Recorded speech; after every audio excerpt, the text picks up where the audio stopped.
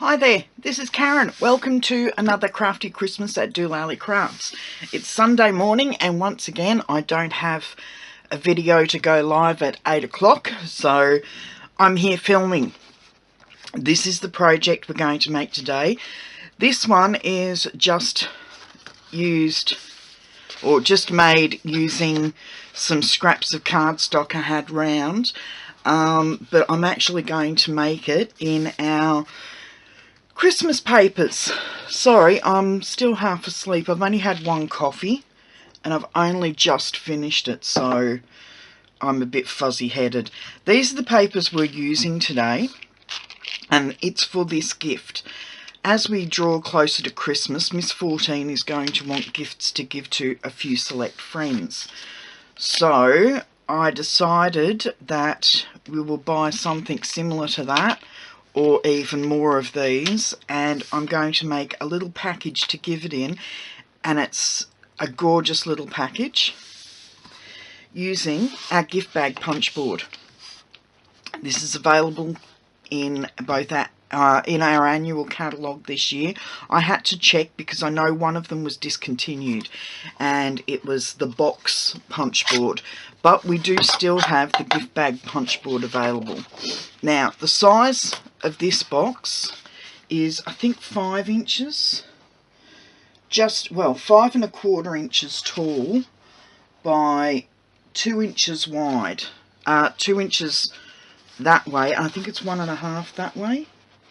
No, it's 2 inches one way and 3 inches another, and it's an ideal size for the this little thing. I did actually make one this size, but it's a bit too small. So for the size box I'm making, it's actually, the paper's actually cut at 11 inches by 6½, and it will give me that sized box, which should just about, yes, just about fit those in. Okay, so you follow the directions here on the punch board.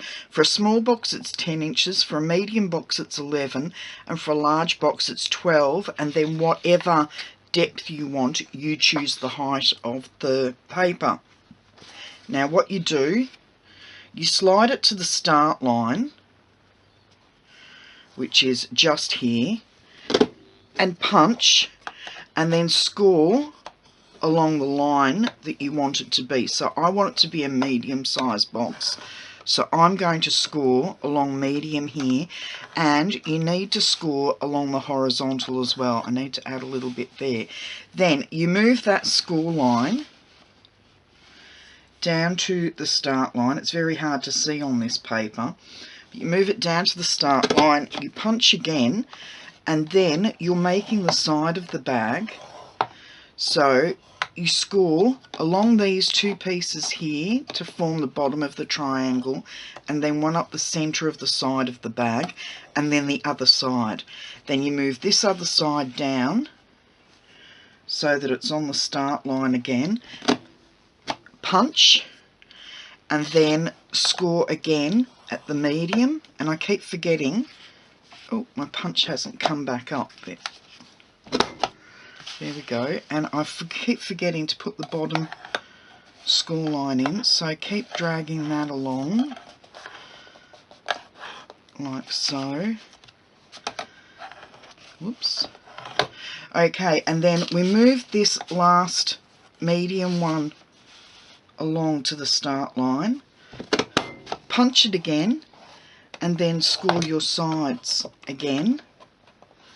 And you've got a good ½ inch here for the join at the back. So I'm going to move that last score line along to the start line again, line it up and give it one more punch so that we've got that end bit.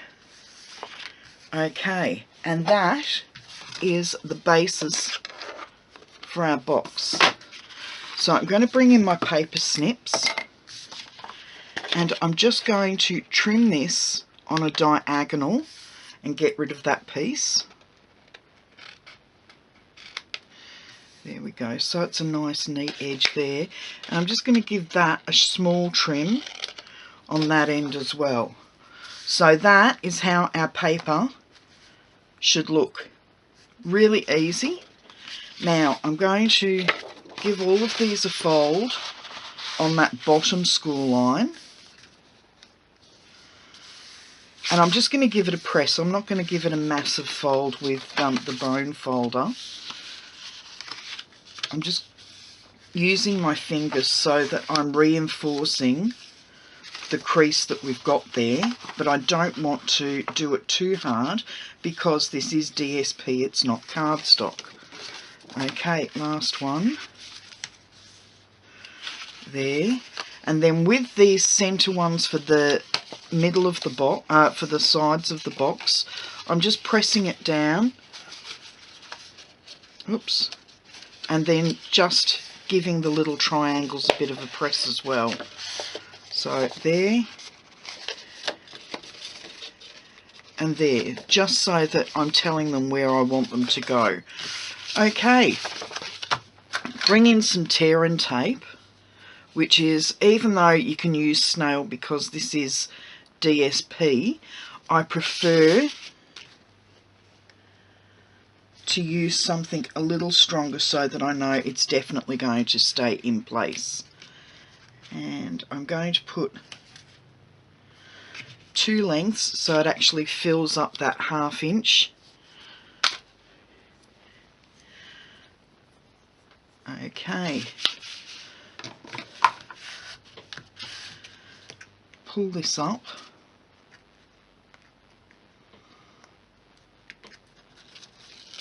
Like so. But I did forget, on these 2 flaps, I want, oh no, not on those, on the underside, I'm trying to think now, that's going to be the back of the box, that's going to be the front of the box. So on this piece I need it on there, and on this piece you won't put anything too heavy in these bags because they are, the bottoms can't be fully secured unless you're putting an insert in. Okay, I'll just, no, I'll leave those on. Okay, so because it's an equal panel, you just fold that one over, bring this one in, and those 2 ends should meet nicely. Whoops, use my bone folder and give that a good press down, and that is the side of the box done. Now for, sorry, the back of the box done. Now we'll bring these 2 pieces in, and this piece first comes over. Make sure your box is square.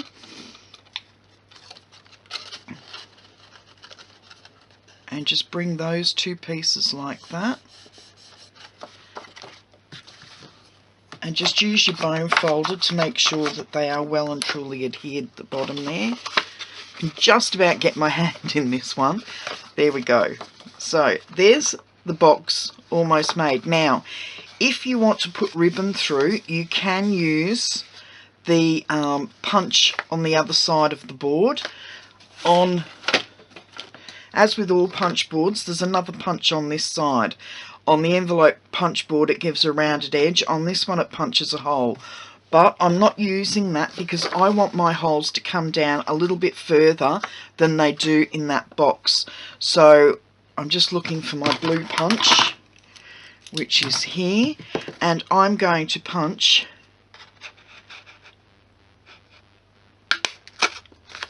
a hole like that, and then I'm going to figure out where it is there and do that again. So there we go, there's the punch there, because the punch board only puts a hole up the top here, and I want a little bit of the board to actually show through, sorry, a little bit of the paper to show through at the top of the bag, like it does on that one. Okay, so there, that's where the holes are punched with the board. And as you can see, mine are another, say that's a 1/2 inch, mine comes down to about 1 inch. Now, I have this beautiful Mary Mallow copper trim, or copper ribbon. Oh, perfect there. Okay, so I'm going to trim off the edge into a point, and that way it should go through these holes a lot easier. Okay, I'm going to have the copper side showing, just for a little bit of extra glitz. Trim that off on a diagonal that end, and let's see how I go.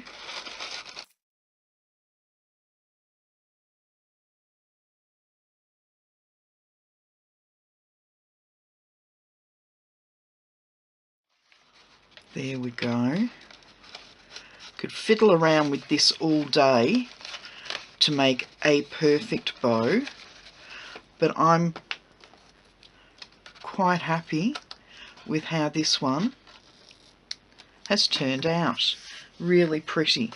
Love the copper ribbon. Okay, now for a little bit of decoration, I have a little bit of the copper foil and an offcut of white trim, which is just when I cut my card bases down to the 4 by 5.5 for all of the cards that I make. I always have a little bit left over because our cardstock's longer than 11 inches. Okay, if my head gets in the way, I do apologise. So there's our Merry Christmas. Pop those aside. I'm just going to trim this. I'm just going to trim it to a straight tag, I think. And I'll just make that a little bit narrower, like so, and just bear with me for a moment.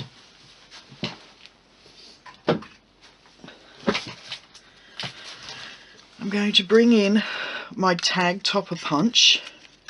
Haha, my new tag topper punch. I think it was Donna out there said she must be the only person who doesn't have one anymore. No, I think there's a few people, Donna, but not many. And I love it. Oh, it looks so nice. Oh, go looking for the rest of my tag. Now, I know I do have to trim this down, but what I'm going to do is actually put the Merry Christmas on first.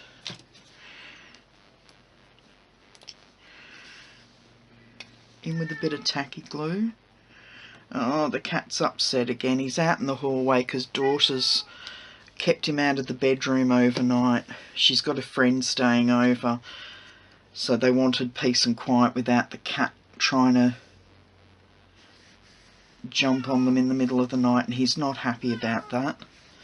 So he's sitting outside both of our doors, wowing. Okay, let's see if we can line this up.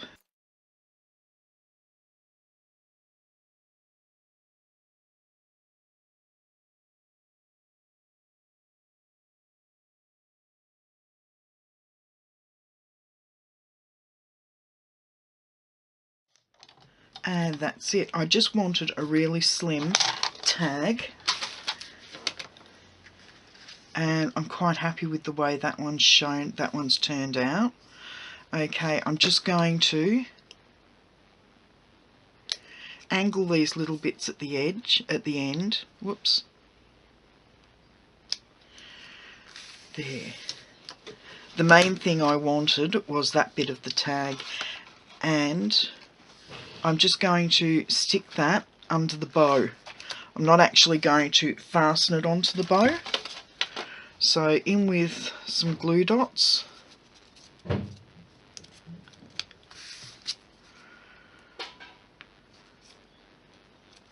Whoops, stuck my finger there instead of the tag.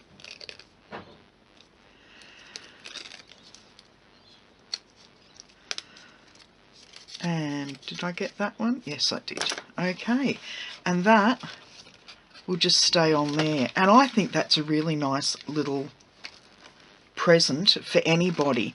But as I said, this will be for Miss to give to some of her friends at Christmas. An ideal little present for high school kids to give each other, even if I do say so myself. So I hope you liked today's project. There's the starting one, and there's our Christmas version. Really pretty little gift box. And if you wanted to, you could pop a hole in that and hang that once again from the tree, or you could have it as a table favour. But as I said, this is to give out those little gifts that don't actually come in their own gift boxes, and I think that makes a really sweet one. Okay, that's enough of me waffling on today. I hope you have a great Sunday wherever you may be. Yeah, bye for now.